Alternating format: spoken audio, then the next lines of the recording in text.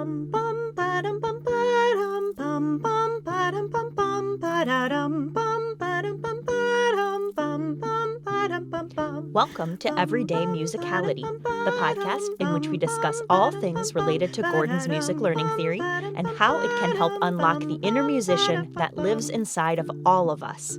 I'm your host, Heather Shouldice, music educator and faculty member for the Gordon Institute for Music Learning. In this episode, we'll continue our series on the core tenets of music learning theory with today's question: what is sequential music learning? Hello, and welcome to the Everyday Musicality podcast. This is Heather, and it has been wonderful to receive positive feedback on the first few episodes. Thank you to everyone who has taken a moment to rate or review the show on Apple Podcasts, and to everyone who has shared it on social media. Speaking of social media, it's been fun seeing posts from folks who've entered our first giveaway from sponsor GIA Publications. There's still time to enter to win a copy of Jill Reese's new book, Navigating Music Learning Theory, a guide for general music teachers. Just post a picture on social media with a description of why you love teaching with MLT with the hashtags Everyday Musicality Podcast and GIA Publications. You can do this on Facebook, Instagram, or Twitter. Just be sure to set the post to public or tag the Everyday Musicality Podcast Facebook page so I can see it. I'll be announcing the winner in the next episode, which will come out on March 3rd, so be sure to enter by February 25th if you'd like a chance to win Jill's book. Okay, let's get into today's topic. In the previous two episodes, we discussed the first two core tenets of MLT, which were audiation and music aptitude. If you haven't listened to those episodes and you're new to MLT, you might want to go back and listen to those first. Today, we'll look at the third core tenet of MLT, which is sequential music learning. In its most basic sense, MLT is built on the assumption that the process through which music is learned parallels the process through which a native language is learned. Think about the process through which we become fluent and literate in our native language. The first step to learning our native language is listening. After we are born, we are immersed in the language environment around us, and we are like little sponges, just soaking up all the language sounds in our environment. As we do this, we become acculturated to the sounds of our native language, and we develop our listening vocabulary for language. Once we've heard a sufficient amount of language and are developmentally ready, we begin to experiment with and imitate the sounds of language. Most children don't immediately start speaking actual words. First, they go through a process in which they try out and play with language sounds, which we call babble. In babble, a child makes sounds that are similar to language, but are not yet understandable to others. This is because children in the babble stage typically don't yet realize that the sounds they are making don't match the language sounds in the environment. So we simply continue to speak to and interact with the child until she breaks that language code and speaks her first word. With continued exposure to language and opportunities to interact with others through language, we eventually discover how to speak words we have heard others speak, and then to string them together to form phrases and sentences. In this part of the process, we are developing our speaking vocabulary. As we develop our listening vocabulary and speaking vocabulary, we begin to develop the ability to have thoughts in language and to express those thoughts through speech.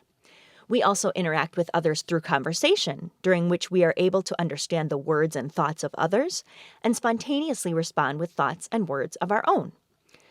During this time, we develop our thinking and conversing vocabularies. After ample time developing our listening, speaking, and thinking and conversing vocabularies, we develop our reading and writing vocabularies by learning the symbols that represent the language sounds we already understand. We start learning to read and write by learning to read and write familiar words. After we can read and write a number of familiar words, we begin to learn how to figure out unfamiliar words. Finally, after we have developed sufficient reading and writing vocabularies, we begin to learn the theoretical explanations for our language system, such as the parts of speech or the etymology of words. Now, let's compare this process to music learning, because Gordon theorized that we learn music through a parallel process. We begin learning music by being immersed in a rich musical environment and becoming acculturated to the sounds of the native music of our culture. This forms our musical listening vocabulary. Next, we begin to develop our musical speaking vocabulary by experimenting with the music sounds we have been hearing. This musical speaking vocabulary includes singing, chanting, moving our bodies to music, and possibly even experimenting with playing instruments by ear.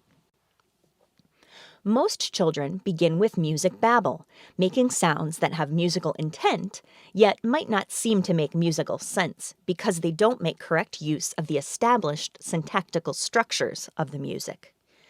This is because children in the music babble stage typically don't yet realize that the sounds they are making don't match the music sounds in the environment. So we simply continue to sing and chant to them and interact with them musically until they break that music code and begin to sing in tune and chant and move rhythmically. Then, just as we develop a vocabulary of words we can understand and speak, we develop a vocabulary of tonal patterns and rhythm patterns we have heard and can perform. As we develop our musical listening and speaking vocabularies, we also learn to think in music, to make musical sounds that communicate our musical thoughts, and to have spontaneous musical conversations with others. In other words, we develop our audiating and improvising vocabularies. Only after developing fluency in these musical skills should we expect a child to learn to read and write music in a formal way. And when we do learn to read and write music, we should start by learning to connect the symbols with the musical sounds they represent. Just as we learn to read and write a vocabulary of familiar words, we can learn to read and write a vocabulary of familiar tonal patterns and familiar rhythm patterns that we have already heard, audiated, and performed. After we can read and write a number of familiar tonal and rhythm patterns, we can begin learning how to figure out unfamiliar patterns, to generalize when we encounter something new based on our prior learning experiences. Finally, we are ready to learn music theory, the explanations behind how music is put together. Gordon expanded upon this idea of sequential learning to create his skill learning sequence, which outlines 2 different types of learning and a variety of skill levels within each. We'll be digging into this skill learning sequence in future episodes. In the meantime, if you're interested, you can learn more about it from reading Gordon's book, Learning Sequences in Music, or by visiting the website of the Gordon Institute for Music Learning at www.giml.org. I'll put a link in the show notes to a summary of the skill learning sequence on the GIML website. You can also read an overview of the skill learning sequence in Jill Reese's new book, so don't forget to enter our giveaway. Another wonderful overview of MLT is the book The Ways Children Learn Music by Eric Bluestein, which will be our next giveaway, so stay tuned for that.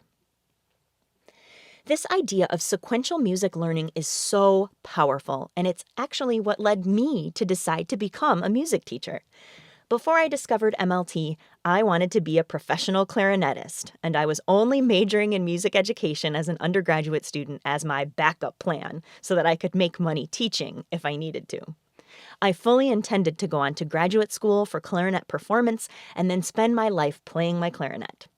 But as luck would have it, I had to start choosing music education electives in my junior year of college and ended up in Cindy Taggart's early childhood and elementary general music methods courses. And those courses literally changed the course of my life. Learning about MLT in those courses rocked my world. It took everything I thought I knew about music teaching and learning and turned it upside down. Before that, I thought real music learning happened when you learned to decode music notation and press the keys on your instrument to make those sounds happen. I was shocked by the discovery that even very young children can demonstrate sophisticated musical understanding if they first learn through their ears and develop audiation. I saw and heard kids doing things musically that I, as a college music major, was intimidated by because I relied on notation and music theory. For example, at that time, the idea of improvising vocally over the 12-bar blues progression would have terrified me. And yet, elementary students can do it. Here's some audio.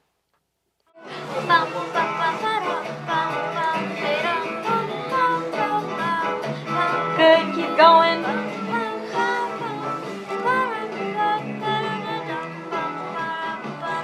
Any notes you want?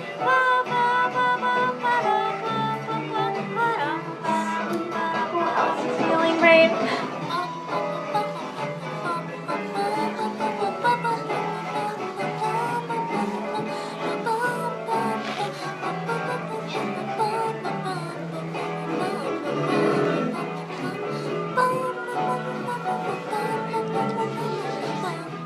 Good, let's take some little turns now.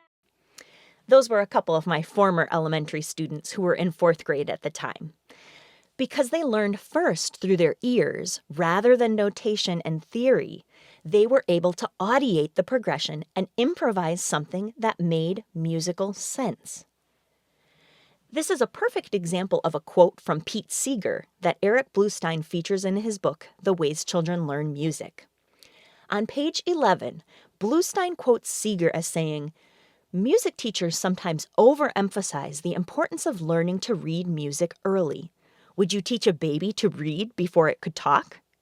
Musicians need, in the beginning, to train their ears, their vocal cords or their hands, and to develop the sense of music that tells them when to sing what." Again, that's from page 11 of Bluestein's book, The Ways Children Learn Music, quoting Pete Seeger.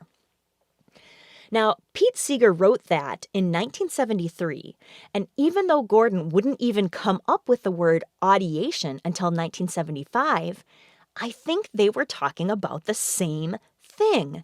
Audiation is that sense of music that tells us when to sing what. It's that inner sense of musical syntax and context that enables us to understand musical sounds and speak music as fluently as we speak our native language. This happens effortlessly when we have an opportunity to learn music in a sequential way. Even infants can demonstrate this sense of when to sing what if we interact with them musically on a daily basis. Learning to sing in tune begins with music babble, when we begin to play with musical sounds, like this example of my daughter from when she was 4 months old.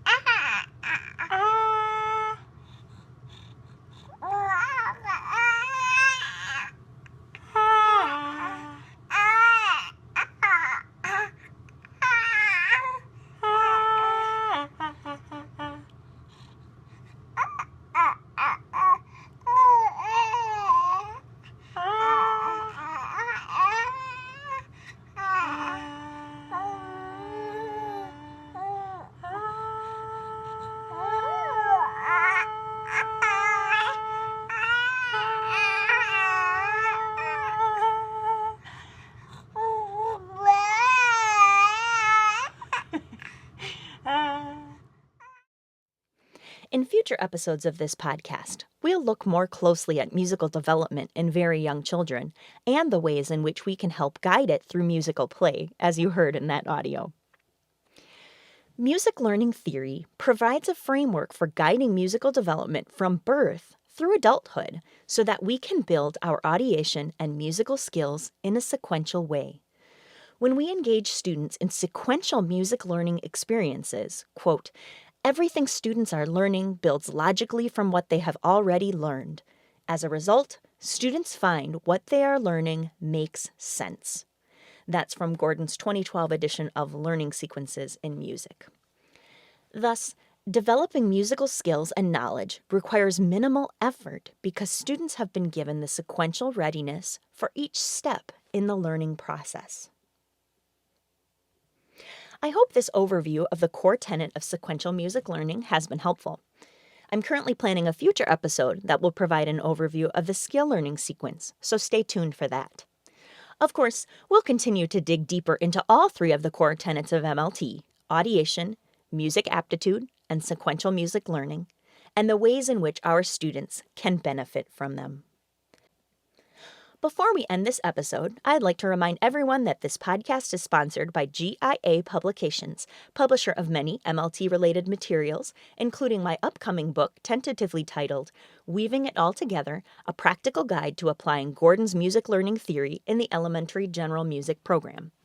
Don't forget that if you'd like to enter our first giveaway from GIA, post a picture on social media by February 25th with a description of why you love teaching with MLT and use the hashtags Everyday Musicality Podcast and GIA Publications.